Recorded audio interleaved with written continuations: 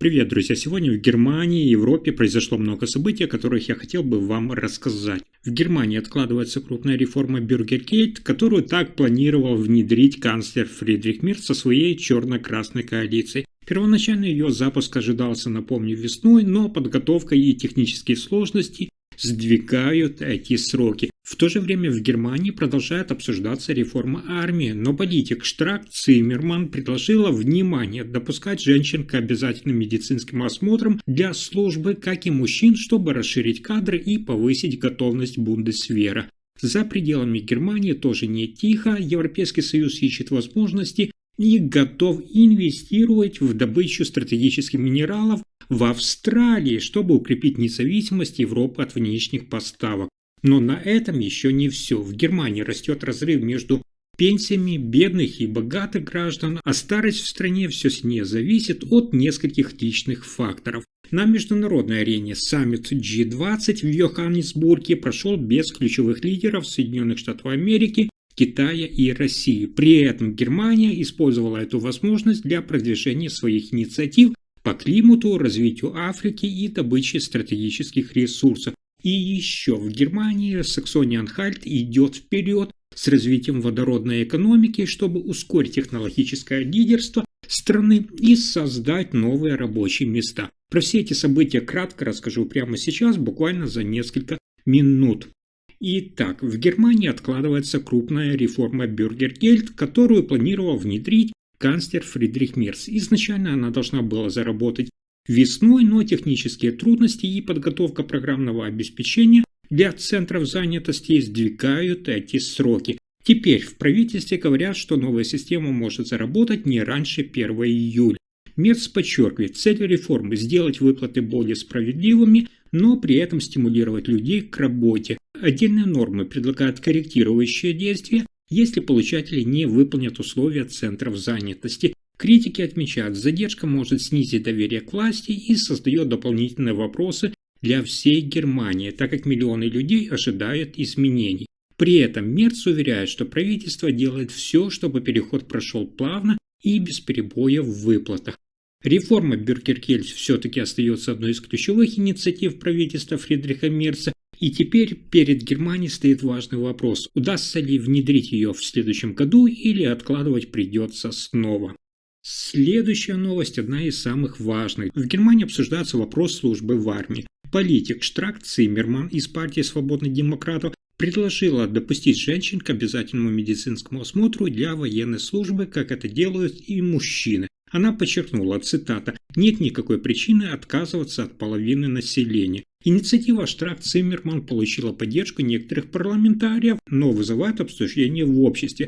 По ее мнению, привлечение женщин не только справедливо, но и поможет укрепить армию и повысить готовность страны. Фридрих Мерц, канцлер Германии, пока не дал своего официального комментария, но известно, что правительство рассматривает возможность включения женщин в подготовительные программы. Это решение может стать частью широкой реформы армии, которую Мерц хочет провести для повышения эффективности службы в Германии.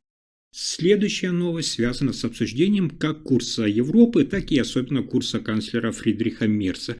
Европейский Союз, внимание, планирует напрямую инвестировать в добычу минералов в Австралии. Инициатива прозвучала из уст комиссара ЕС по торговле Мароша Шефчовича, который встретился с австралийскими властями. Главная цель – обеспечить стабильный доступ к стратегическим ресурсам, таким как литий и редкоземельные элементы, которые важны для высоких технологий и промышленного развития. В Германии внимательно следит за этим и канцлер Фридрих Мерц. Он подчеркивает, Европа не может зависеть от поставок из других стран, необходимо укреплять собственные цепочки поставок. Прямое участие ЕС позволит не только добывать, но и перерабатывать ресурсы, развивать новые технологии и рециркуляцию материалов. Для Австралии сотрудничество с Европейским Союзом означает крупные инвестиции и доступ к европейскому опыту. Эксперты отмечают, этот шаг усилит позиции Германии и всей Европы на мировом рынке высоких технологий, снижает зависимость от внешних поставок, не делая стратегические ресурсы более защищенными. Но на этом сюрпризы дня не заканчиваются. В Германии растет разрыв между бедными и богатыми пенсионерами. Каждый пятый получает менее 1400 евро в месяц, а некоторые пожилые люди спокойно живут на пенсию более 2800 евро в месяц. Канцлер Фридрих Мерц отмечает, эта ситуация тревожит, потому что пенсии должны давать достойную старость каждому гражданину. Особенно заметна разница между мужчинами и женщинами. Женщины в среднем получают меньше, ведь их карьера чаще прерывается из-за семьи и ухода за близкими. Эксперты уже предупреждают, без дополнительных мер неравенство будет только расти. Мерц призывает к реформам пенсионной системы и развитию частных накоплений, чтобы каждый пенсионер в Германии имел возможность жить достойно, а не экономить на повседневных расходах. Ситуация ясно показывает, старость в Германии сегодня сильно зависит от того, как человек работал и откладывал средства на будущее. И это только начало. Саммит G20 в Йоханнесбурге завершился без многих ключевых лидеров.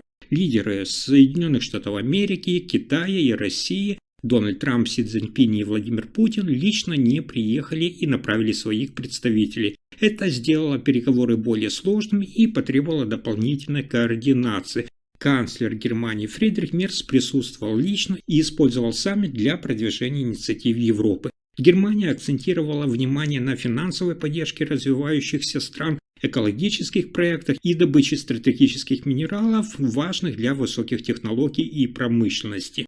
Лидеры также договорились о совместных обязательствах по борьбе с изменением климата и устойчивому развитию Африки. Также обсуждались стандарты регулирования технологий, включая искусственный интеллект. Эксперты уже отмечают, отсутствие крупных игроков открыло возможности для Германии и Европы. Мерц использовал этот момент, чтобы укрепить позиции Германии на международной арене и показать, что Европа может действовать самостоятельно даже при разногласиях среди крупнейших стран. А дальше еще интереснее. В Германии Саксония-Анхальт идет в авангарде водородной экономики. Министр энергетики региона Армин Виллингман требует ускорить строительство инфраструктуры и упростить все согласования для новых проектов. Главная цель – это развивать зеленый водород для промышленности, чтобы снизить зависимость от ископаемых источников энергии и создать рабочие места. Виллингман уже запустил проект трубопровода длиной 25 километров, который будет поставлять водород на химический завод в Лойне. Канцлер Германии Фридрих Мерц поддерживает инициативу, отмечая, что водород – это шанс для страны сохранить технологическое лидерство и укрепить экономику. По его словам, ускоренное развитие водородной инфраструктуры позволит Германии конкурировать с другими странами в области высоких технологий и зеленой энергетики. Если Германия быстро развернет водородные проекты, Саксония-Анхальт и другие регионы смогут стать центрами новой отрасли, привлекая инвестиции и инновации. На этом пока все. Вы слушали последние новости Германии. Если информация оказалась полезной, ставьте лайк, подписывайтесь на канал и делитесь видео. Спасибо за просмотр.